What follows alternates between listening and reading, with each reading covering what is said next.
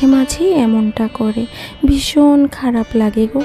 বুঝেও যে কেন বুঝে না, আসলে কি বলো তো, গরিবের হয় সবসময় মন বড়। পকেটে যদি 10 টাকা বেশি থাকে চট করে খরচ করে ফেলে, পরের চিন্তা আর করে না। আগে পরিচয়টা দিয়ে নি। পিঙ্কি সিম্পল ব্লগের নতুন আরেকটা ভিডিওতে তোমাদের সবাইকে স্বাগত রইল। কেমন আছো তোমরা সবাই?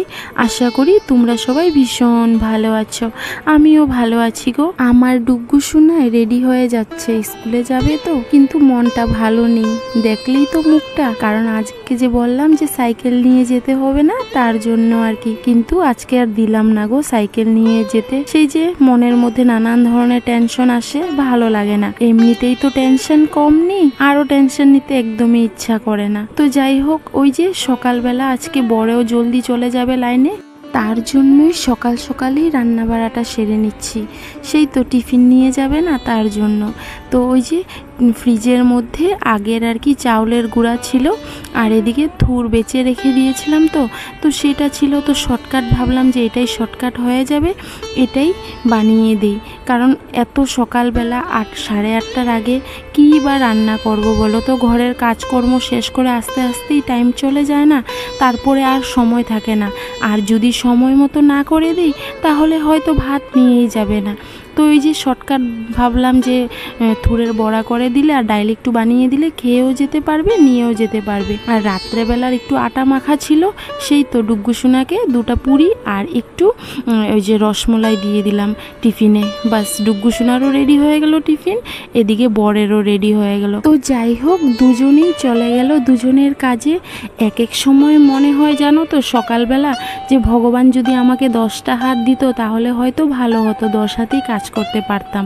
সেই যে সকালবেলা ঘুম থেকে উঠে কাজের সঙ্গে যে একটা যুদ্ধ শুরু হয়, মানে তাদেরকে পাঠানো পর্যন্ত সেই যুদ্ধ চলতেই থাকে।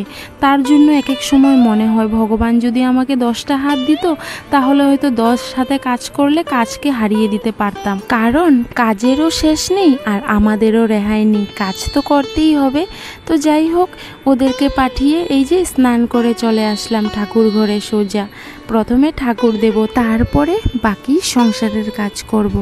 এই যে এখন তুলসীর গোড়ায় জল ঢেলে দিলাম, সঙ্গে কিন্তু বজরংবলীর একটা ঝন্ডাও আছে, সেখানেও রোজ জল ঢালি আর কি। তো ওই যে আমার ঠাকুর দেওয়া কমপ্লিট হয়ে গেল। আর ঠাকুরটা দিয়ে দিতে পারলেই তো জানো তো মনটা কিন্তু একদম শান্তি হয়ে যায় আমার।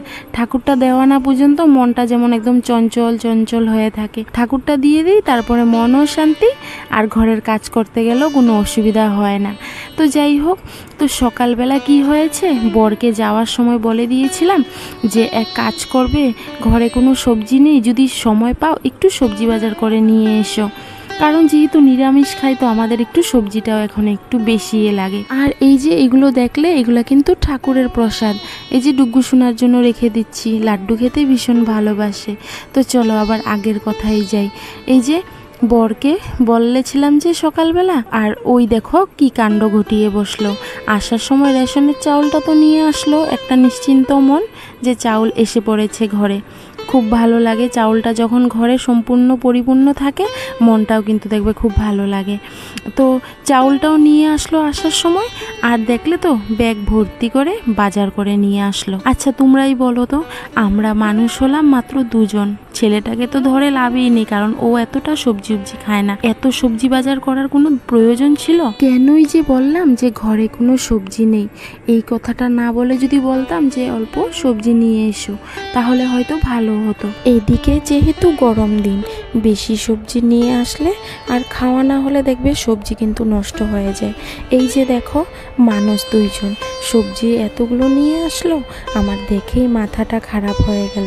কারণ এখন সবজির যা দাম, যদি নষ্ট হয় তখন কতটাই না খারাপ লাগবে বলো তো? অনেক খারাপ লাগে জানো তো। এই জিনিসগুলো যে একদম বুঝে না, যদি পকেটে 2 টাকা বেশি থাকে না, চট করে খরচ করে ফেলে গো। কারণ কি জানো তো, মনটা যে ভীষণ বড়, কিন্তু আমাদের মতো মধ্যবিত্তদের না মনটা কিন্তু বেশি বড় করে লাভ নেই, পরে গিয়ে কিন্তু আবার কষ্ট করতে হয়। কথাতেই তো আছে, হিসেব করে খরচ করলে দুটো টাকার চেহারা বলে দেখা যায়। কিন্তু আমাদের মতো মধ্যবিত্তদের হিসেব করা তো দূরের কথা, সেই তো পকেটে 100 টাকা থাকলে আমাদের খুশির কোনো জায়গা থাকে না, কি যে করব কি না করব সেটাই ভেবে পাই না। আসলে কি বলো তো, গরিবের হয় মনটা ভীষণ বড়, তার জন্যই তো তারা শুধু খেয়ে বেঁচে চলতে পারে, আর কোনো কিছুই করতে পারে না। আর ধনীর যেহেতু মন থাকে অনেক ছোট, তার জন্যই তারা পয়সা জমিয়ে রাখতে পারে আর অনেক কিছুই করতে পারে। কথাটা শুনতে হয়তো অনেক খারাপ লাগবে অনেকের, কিন্তু যেটা সত্য কথা।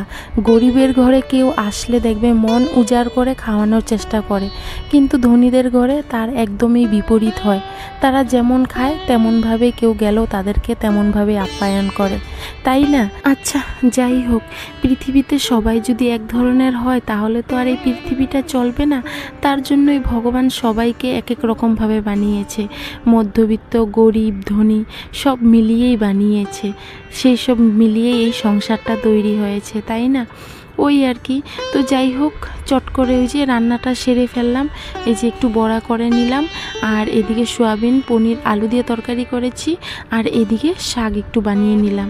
তো দুপুরের খাওয়া দাওয়াটা এখন কমপ্লিট করে নেব। এখন হলো সন্ধ্যের পর, সেই তো স্বামী জলদি চলে আসলো বাজার থেকে, এসে তারপরে আমাদেরকে নিয়ে চলে আসলো বাজারে। এখন যেহেতু গণেশ চতুর্থী চলছে, গণেশ পুজো হচ্ছে সব জায়গাতেই, তো আমরা যদি একটু গণেশ ভগবানের আশীর্বাদ নিতে না যাই তাহলে হয় বলো তো? তো ওই আর কি, আমরা সবাই মিলে চলে আসলাম। খুব সুন্দর বানিয়েছে জানো তো, অযোধ্যার প্যান্ডেল বানিয়েছে আমাদের হুজায়ে গণেশ ভগবানের প্যান্ডেলটা, খুব ভালো লাগছে দেখো। আর প্রচণ্ড ভিড় জানো তো, অনেক দূর থেকে ভগবানের দর্শন করলাম, তোমরাও একটু দর্শন করে নাও।